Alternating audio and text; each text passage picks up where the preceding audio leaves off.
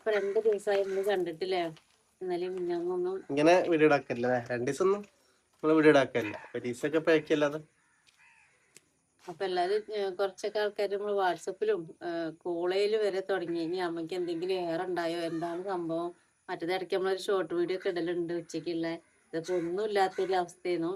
അപ്പോൾ കാര്യമൊന്നുമില്ല, പ്രത്യേകിച്ചൊന്നുമില്ല. പക്ഷെ എന്നാലും നമുക്ക് ഇടാൻ പറ്റണില്ല. ഓരോരോ തിരക്കുണ്ട്. പിന്നെ അമ്മേനെ നോക്കല്ലോ, നമ്മളെ കാര്യം അറിയാലോ. മെയിനായിട്ട് അതാ, അമ്മയ്ക്ക് എപ്പോഴും ഓരോ കാര്യങ്ങൾ വേണം. അമ്മേന്റെ അടുത്ത് ഒരാളുണ്ടായ പോരാ, രണ്ടാളെനീരും വേണം. അങ്ങനെയൊക്കെയാണ്. എനിക്ക് സമയമില്ലാത്തോണ്ടാണ് വീഡിയോയിലൊക്കെ. ഇതിന്റെ പുറകെ നിൽക്കുമ്പോഴേ നമുക്ക് സമയം അങ്ങനെ തയ്ച്ചാൽ തികയൂല. അപ്പൊ ഒരു വീഡിയോ എടുക്കണം. പിന്നെ എല്ലേതും പഴയ വരി കാട്ടി കൂട്ടാൻ പറ്റില്ലല്ലോ. കറക്റ്റ് ലെവലില് എന്തെങ്കിലും രോഗം ഉണ്ടാകുമ്പോ അത്ര ശ്രദ്ധിക്കണം ഓരോ കാര്യങ്ങള്. ആ ലെവലിൽ അങ്ങനെ പോണം. അപ്പൊ ഒന്നിനും സമയം കിട്ടൂല. ചേച്ചി ഉണ്ടായിരുന്നു, ഇന്നലെ ചേച്ചി പോയത്. രണ്ടാളും ഇന്ന് രാവിലെ ഓള് വന്നു. രണ്ടിലൊരാൾ ഉണ്ടാവും എപ്പോഴും. അപ്പൊ ഒരാൾ ഇന്നലെ പോയി, അപ്പൊ ഒരാൾ രാവിലെ വന്നു. പിന്നെ ഒരാളെ കുട്ടിയുണ്ട്. പിന്നെ എല്ലാരും കൂടി നിൽക്കാനും പറ്റൂലല്ലോ. എപ്പോഴും വന്നും പോയിട്ടൊന്നും നിൽക്കാനും പറ്റൂല. അതായത് സ്ഥിരമായിട്ട് ഒരാള് ഇങ്ങനെ കൊടുക്കാൻ നിൽക്കണം. അപ്പൊ അതിന് പറ്റാത്ത സാഹചര്യങ്ങൾ അങ്ങോട്ടും ഇങ്ങോട്ടും ഒക്കെ വരികയാണ്. അതുകൊണ്ടാണ് ഓരോ കാര്യങ്ങളും അങ്ങോട്ടൊക്കെ മാറി മറിയണ കേട്ടോ. ഇനിയിപ്പോ നമുക്ക് കീമോ കഴിഞ്ഞിട്ട് നമ്മള് വിട്ടിട്ടില്ലല്ലോ. അപ്പൊ ക്ഷീണാണ്. ഇപ്പൊ വേദനന്റെ മരുന്ന് കുടിക്കുന്നുണ്ട്. അത് കുടിച്ചതിന്റെ എഫക്റ്റ് ചെയ്യുമ്പോ പിന്നെയും വേദന തുടങ്ങുകയാണ്. അപ്പൊ 2-3 കീമോ കഴിയുമ്പോ റെഡി ആവോ എന്താ അറിയില്ല. ഇപ്പൊ ഇന്ന് കാലുവേദനയാണ്. രാവിലെ കൊഴിഞ്ഞു കൊടുക്കുകയാണ്. ചോദിക്കണ്ട അമ്മേനെ കാണാൻ ഇത് കാണിച്ചിരുന്നു വീഡിയോയില് ഒന്ന് ചോദിക്കണ്ടേ. വീഡിയോ കേട്ടോ, വാട്സപ്പില് ഒരു 20 ആൾക്കാർ ഇന്ന് ചോദിച്ചിട്ടുണ്ടാകും അമ്മേനെ കാണിച്ചു തരും. എന്താ വീഡിയോ ഇടാത്തങ്ങൾ ചോദിച്ചണ്ടേ. ഇന്നലെ തൊട്ട് വിളിയ ഒരു ദിവസം കണ്ടില്ലെങ്കില്. ഛർദിയൊന്നുമില്ല. പക്ഷെ കാലെല്ലാം കടച്ചില്ല, 2 കാലും. എന്നാലും ഇതിനെ സംബന്ധിച്ച് നമ്മളെ കീമോ കഴിഞ്ഞ് വന്നപ്പോഴൊക്കെ ഛർദിയും കുഴക്കും എന്തെല്ലാം പ്രശ്നങ്ങളായിരുന്നു. ഇപ്പൊ അത്രയ്ക്ക് ഇങ്ങോട്ട് വലിയ കുഴപ്പം ഒന്നുമില്ല. അങ്ങനെ ഉള്ളിലിരിക്കുന്നുണ്ട്. അമ്മേന്റെ കാര്യങ്ങൾക്കൊക്കെ നമുക്ക് പുറത്തേക്കൊക്കെ ഇറങ്ങാൻ പറ്റുന്നുണ്ട്. ബാത്റൂമിലേക്കൊക്കെ പിടിക്കാതൊക്കെ വരാൻ പറ്റുന്നുണ്ട്. ഇനിയിപ്പോ അടുത്ത് കാണിക്കുന്നത് 24-ാം തീയതി കാണിക്കാണ്ട്. അതേമാതിരി ഇന്നലെ ഇഞ്ചക്ഷൻ ഇത് കഴിഞ്ഞൊരു ഇഞ്ചക്ഷൻ ഉണ്ടായിരുന്നു. നമ്മള് പാലിയേറ്റീവിലൊക്കെ ആൾക്കാർ ചോദിച്ചിട്ടുണ്ട്, പാലിയേറ്റീവിൽ നിങ്ങൾ പറഞ്ഞിട്ടില്ലെന്ന്. പാലിയേറ്റീവിലൊക്കെ പറഞ്ഞ് രജിസ്റ്റർ ചെയ്ത് ഒരു മിഞ്ഞാന്ന് കുറച്ച് ആൾക്കാർ വന്നു. 2 ആൾക്കാരല്ലേ? 2 ആൾക്കാർ വന്നു. രജിസ്റ്റർ ചെയ്തപ്പോ 2 നഴ്സുമാര് വന്നിട്ട് പോയി. പിന്നെ പിറ്റേന്ന് ഇന്നലെ ഡോക്ടറും വേറെ നഴ്സും വന്നിട്ട് അമ്മക്ക് ഇഞ്ചക്ഷനൊക്കെ എടുത്തു. സൗണ്ട് കൂടാനുള്ള അതിൻ്റെ ഇടയിൽ കൂടെ കോള് വരാണ്. അതാണ്. അപ്പൊ കൗണ്ട് കൂടാനുള്ള ഒരു ഇഞ്ചക്ഷൻ ഉണ്ടായിരുന്നു. അത് ചെയ്ത് 2ാമത്തെ ദിവസം കൊടുക്കാനുള്ളതായിരുന്നു. അപ്പൊ അതങ്ങനെ കൊടുക്കാൻ നമ്മളോട് ക്ലിനിക്ക് കൊണ്ടുപോയിട്ടോ അല്ലെങ്കിൽ പാലിയേറ്റീവിൽ രജിസ്റ്റർ ചെയ്താലും പാലിയേറ്റീവ് ചെയ്യും പറഞ്ഞിട്ട് അങ്ങനെ നമ്മുടെ അടുത്ത് തന്നെ ഉണ്ട്. ചെറുകോട് പറഞ്ഞ സ്ഥലത്ത് നമ്മള് പാലിയേറ്റീവ് ഉണ്ട് കേട്ടോ. അപ്പൊ അങ്ങനെ വന്നിട്ട് അവര് ഇഞ്ചക്ഷനൊക്കെ എടുത്തിട്ട് പോയി. കുഴപ്പമൊന്നുമില്ല. പിന്നെ ഇപ്പൊ കഴിക്കാനെന്ന് പറഞ്ഞാല് ഇത് കഴിഞ്ഞാല് ഇളനീര് കൊടുക്കാം. പക്ഷെ ഒരുപാട് എണ്ണൊന്നും ഇളനീര് കൊടുക്കാനും പാടില്ല. കഴിഞ്ഞ പ്രാവശ്യമൊക്കെ നമ്മൾ കുറെ കൊടുത്തിരുന്നു. പക്ഷെ ഇത് അമ്മയ്ക്ക് കിഡ്നി ഭാഗത്ത് നീര് വന്നു പറഞ്ഞല്ലോ. അത് കാരണമാണ് ഇളനീരിന്റെ എണ്ണ അത്ര കൂട്ടാൻ പാടില്ലാത്തത് എന്നാണ് ഡോക്ടർ പറഞ്ഞത് കേട്ടോ. അല്ലെങ്കിൽ ഇളനീര് കൊടുക്കാനോ ഈ ജ്യൂസ് കൊടുക്കാനൊക്കെ ഒരു കറക്റ്റ് ടൈമുണ്ട്. ഒരു കറക്റ്റ് ടൈമുണ്ട്. ഇളനീരൊക്കെ ഞാൻ ഒരുപാട് അത് ഞങ്ങള് 4 കൊടുത്തത്. 4 ഒരു ദിവസം വെച്ചിട്ട്. പിന്നെ ഇപ്പൊ ഇനി കൊടുക്കണത് അനാറ് കൊടുക്കാം, ഉറുമ്പഴം, പിന്നെ മുസമ്പി, പിന്നെ നട്സുകള്. ഇത് കഴിഞ്ഞാലാണ് ഇതിന്റെ ഫുഡിന് ഭയങ്കര ഇതാണ്. പിന്നെ നട്സ് പറഞ്ഞാല് ബദാം, അണ്ടിപ്പരിപ്പ്, പിന്നെ വാൽനട്ട്, അങ്ങനത്തെ നല്ല സാധനങ്ങൾ കൊടുക്കണം. ഈത്തപ്പഴം ഒക്കെ നല്ല സാധനങ്ങളെ കൊടുക്കാൻ പറ്റുള്ളൂ. അതുകൊണ്ടൊക്കെ ആവും. ചോറ് ഞാൻ വയ്ക്കുന്നില്ല. ചോറ് ഞാൻ കഴിയില്ല. ചോറ് എനിക്ക് നോക്കുന്നത് അതേ ഇഷ്ടമല്ല. പൊടിയരിന്റെ കഞ്ഞീന്റെ അതിന്റെ വറ്റും ഉണ്ടല്ലോ. പിന്നെ പൊടിയരിയുടെ വെള്ളം മാത്രം കുടിച്ചിട്ടുള്ളൂ. അതിന് വറ്റാകുമ്പോഴേക്ക് ഛർദിക്കാൻ വരികയാണ്. പിന്നെന്താ പറയാനുള്ള വെച്ചാല് കീമോ കഴിഞ്ഞാല് വന്ന് കാണാൻ പാടില്ല എന്നാണ് ഡോക്ടർ പറഞ്ഞത്. ഞങ്ങൾ തിരുവനന്തപുരത്ത് എല്ലാവർക്കും അറിയാം. നമ്മള് ആൾക്കാർ കാണാൻ വരുന്നവരുണ്ട്. അപ്പൊ എന്നും വീഡിയോ കാണണം. അപ്പൊ അതുകൊണ്ട് പറയാട്ടോ. എന്നാലും വീഡിയോ കണ്ടിട്ട് കുറച്ച് ആൾക്കാർ പോരാൻ നിൽക്കുന്നു.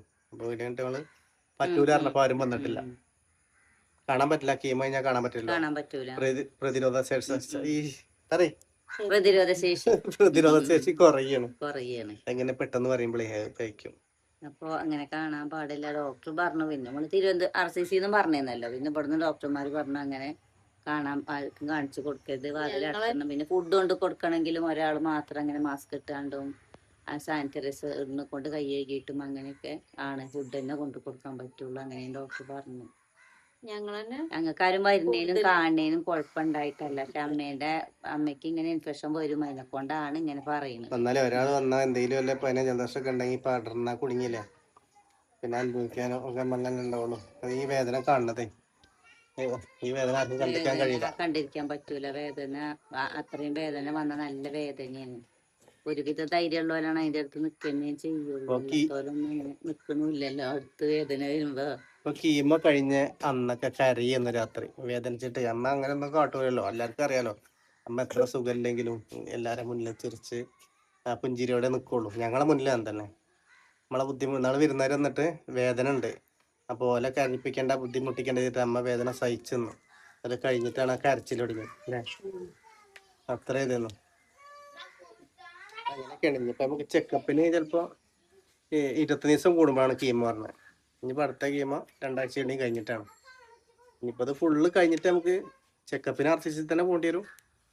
ഇവിടെ ഇപ്പം നമ്മൾ ചെയ്യുന്ന സ്ഥലത്ത് റേഡിയേഷൻ ഒന്നുമില്ല, കീമോ മാത്രമേ ഉള്ളൂ, പിന്നെ കുറച്ച് ടെസ്റ്റുകൾ. കുറെ ആൾക്കാർക്ക് അറിയില്ല, അത് ഇപ്പോഴും ചോദിക്കലുണ്ട്. അങ്ങനെ എല്ലാ കാര്യങ്ങളും അവിടെ ഉണ്ടോന്ന്. അപ്പം അത് കീമോ മാത്രമേ ഉള്ളൂ കേട്ടോ, ഏകദേശം ഞാൻ എന്തെങ്കിലും സംശയം ഉണ്ടെങ്കിൽ നമ്മൾ നമ്പർ എപ്പോഴും ഉണ്ടാവും, കൊടുക്കലുണ്ട്. വിളിച്ച് ചോദിച്ചാൽ മതി, ഞങ്ങളോട് പറഞ്ഞു തരാട്ടോ എങ്ങനെയൊക്കെയാണെന്ന്. എത്ര അടുത്തുണ്ടാകുമ്പോൾ നമ്മൾ ബുദ്ധിമുട്ടി എവിടേക്കെങ്കിലും ഒക്കെ പോവാം. നമുക്ക് സാഹചര്യം അങ്ങനെയാണെങ്കിൽ ഇവിടേക്ക് പോവാം, നമ്മുടെ അടുത്ത് തന്നെയാണ്. പിന്നെ അധികം വർഷം ആവാത്ത കാരണം 5-ാം വർഷമാണ് ചില ആൾക്കാർക്ക് അറിയില്ല. 5 വർഷമായിട്ടുള്ള ഈ ഹോസ്പിറ്റലിലൂടെ തുടങ്ങിയിട്ട്, അപ്പൊ അറിയാൻ പറ്റൂല, അതുകൊണ്ടാണ് കേട്ടോ. പിന്നെ എന്നും വീഡിയോ ഇടാത്ത എന്താ വെച്ചാല് നമുക്ക് ഇതന്നെയല്ലേ പറയാനുള്ളൂ. ഞാൻ സുഹൃത്തിന്റെ ഇടയ്ക്കിടയ്ക്ക് കമന്റും കാര്യമൊക്കെ വരുന്നുണ്ട്, അതിനെല്ലാവരും ശ്രദ്ധിക്കണമെന്ന് പറഞ്ഞപ്പോൾ നമ്മളതിനെ കുറിച്ച് പറയണില്ല. ഈ അസുഖവും കാര്യമൊക്കെ തന്നെയല്ലേ പറയാനുള്ളൂ. വേറെ വിശേഷം നമുക്ക് എന്താ? നമ്മളെ വിശേഷം എന്ന് പറഞ്ഞാൽ വീട്ടു വിശേഷമാണ്.